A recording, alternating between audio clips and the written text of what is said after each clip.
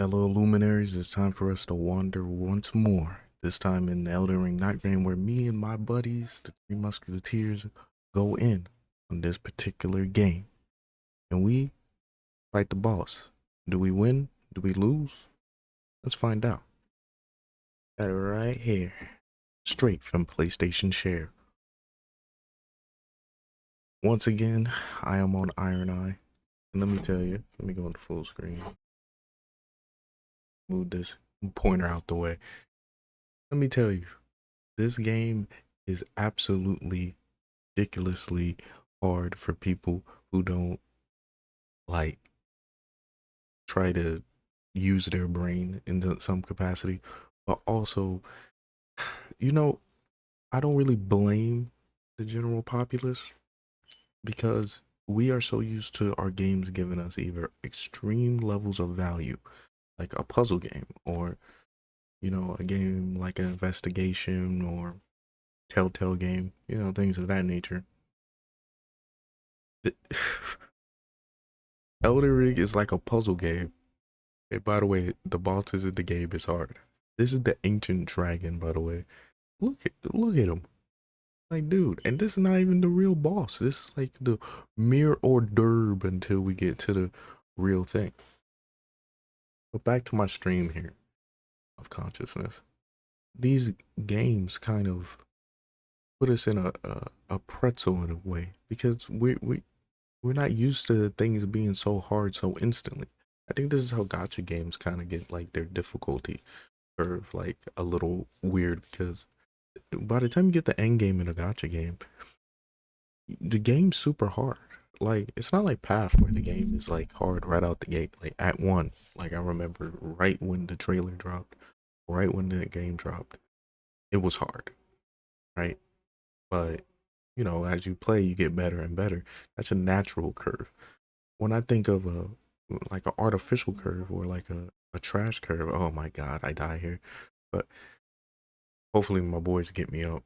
But if we think of like a artificial curve or like a curve that isn't natural, that's I gotta use gacha games because you go from like the story mode being super easy to like the last mission being super hard. Try to get your cash.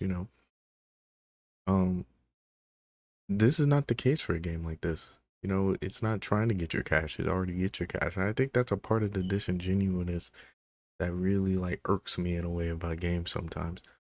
I'm okay with your game having this like sharp ramp curve, but like difficulty curve, like a Final Fantasy game, for example, where like it seemed like the whole game were just getting totally baby cake bosses, right?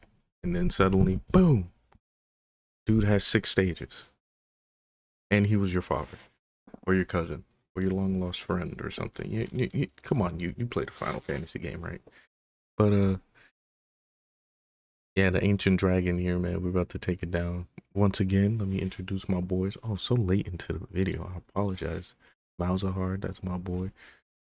Been playing games for years. The Jamaican.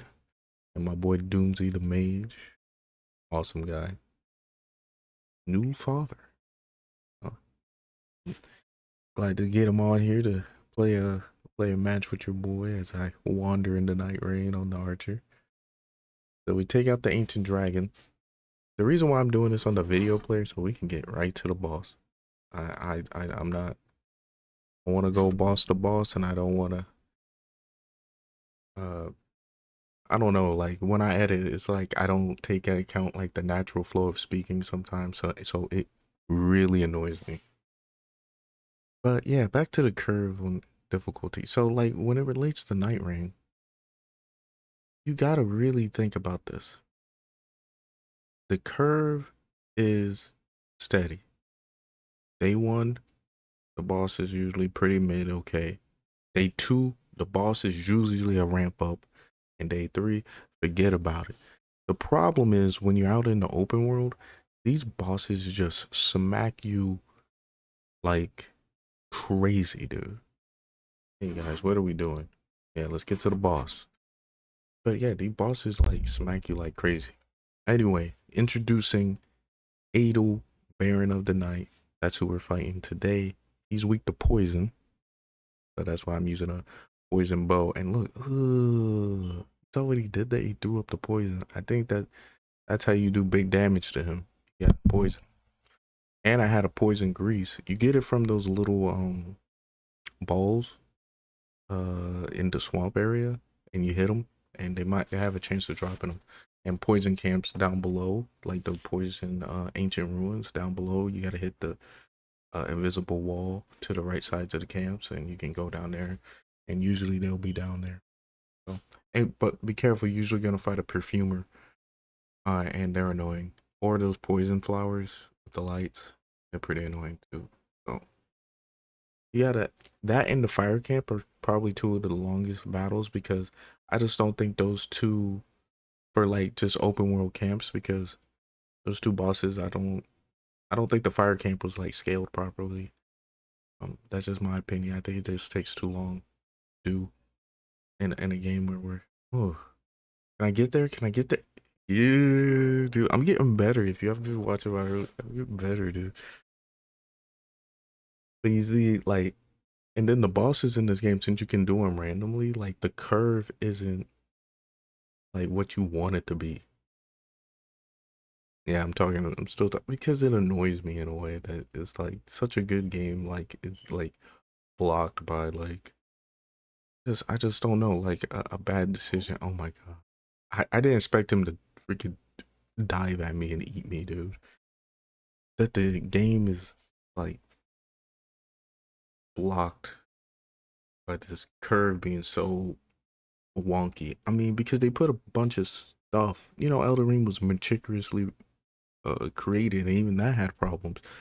Night Rain has like the little details. It felt like a rush paper project, you know. Like I'm like, dude, we could have just.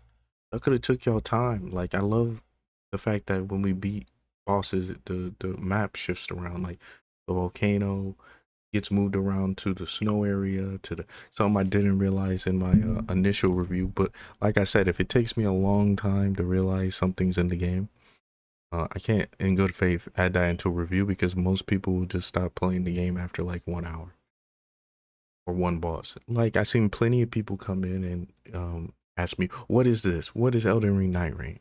Okay, if you're this long with the video, I'll probably do a separate one, because I think that's like a totally different like thing that I kind of glossed over, because you know I play these games heavy.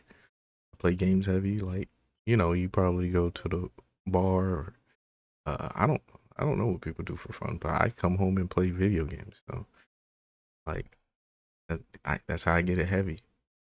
Man, Malzahar didn't have a good fight this time. But to be fair, this boss is extremely mobile, great electrical attacks, and as you can see if you've been watching the gameplay, yeah, his attacks are very eclectic. They're very spasmatic. I think I made that word up, but very.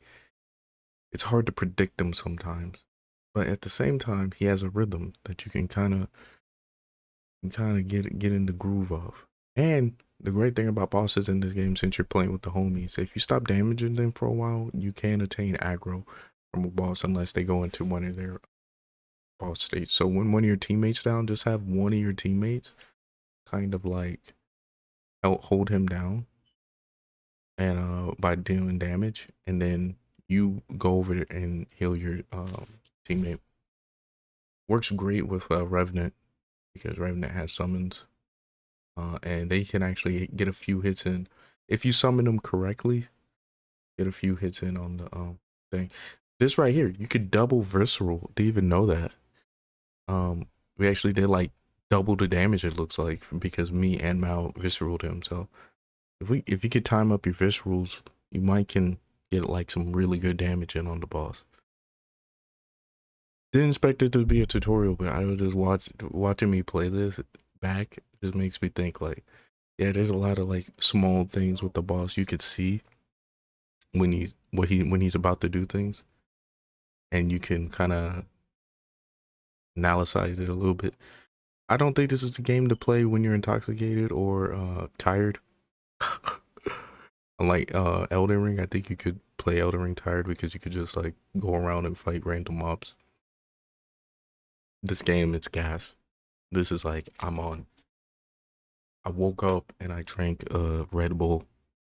I woke up and I just and I enjoyed every single second of it. You know.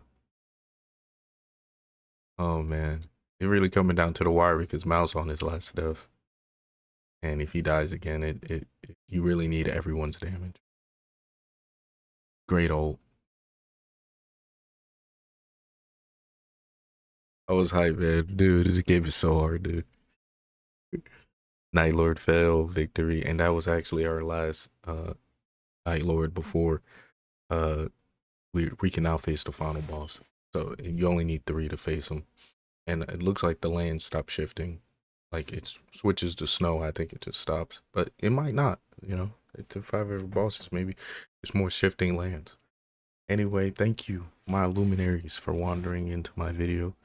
Please drop a comment, leave a like, anything you'd like to know or talk about, or you know, anything you want to tell me. Y'all be easy out here. I'll see you again on the internet.